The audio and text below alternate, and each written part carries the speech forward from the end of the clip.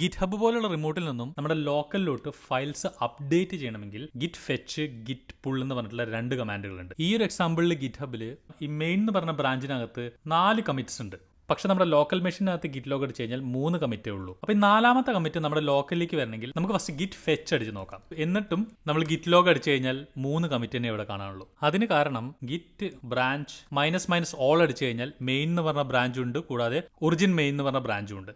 So ഈ origin main എന്ന് പറഞ്ഞു കഴിഞ്ഞാൽ ഈ റിമോട്ടിന്റെ ഒരു ക്യാഷ് പോലെ ആക്ട് ചെയ്യും. ഗിറ്റ് ഫെച്ച് അടിക്കുന്ന സമയത്ത് ഈ ഒറിജിൻ മെയിൻ എന്ന് പറഞ്ഞ ബ്രാഞ്ചിലോട്ടാണ് പോകുന്നത്. സോ അത് കാണണമെങ്കിൽ നമ്മൾ ഗിറ്റ് ലോഗ് ഒറിജിൻ മെയിൻ അടിച്ച് കഴിഞ്ഞാൽ 4 കമ്മിറ്റ് നമുക്ക് കാണാൻ പറ്റും. ഇനി ഈ ഫയൽസ് നമ്മുടെ മെയിൻ വർക്കിംഗ് ബ്രാഞ്ചിലോട്ട് വരണമെങ്കിൽ ഈ റിമോട്ട് ബ്രാഞ്ചിൽ വന്ന ഈ അപ്ഡേറ്റ് ഈ മെയിൻ ബ്രാഞ്ചിലോട്ട് മെർജ് ചെയ്യുക എന്നുള്ളതാണ്. സോ അതിന് നമുക്ക് മെയിൻ ബ്രാഞ്ചിൽ ഇരുന്നിട്ട് ഗിറ്റ് മെർജ് ഒറിജിൻ/മെയിൻ എന്ന് കൊടുത്താൽ മതി. അല്ലെങ്കിൽ ഈ ഫെച്ചും മെർജും ഒരുമിച്ച് ചെയ്യാനുള്ളൊരു കമാൻഡ് ഉണ്ട്, അതാണ് ഗിറ്റ് പുൾ. ഇനി ഗിറ്റ് ലോഗ് നോക്കിക്കഴിഞ്ഞാൽ നമ്മുടെ 4 കമ്മിറ്റും നമ്മുടെ ലോക്കലിൽ ഉണ്ടാവും.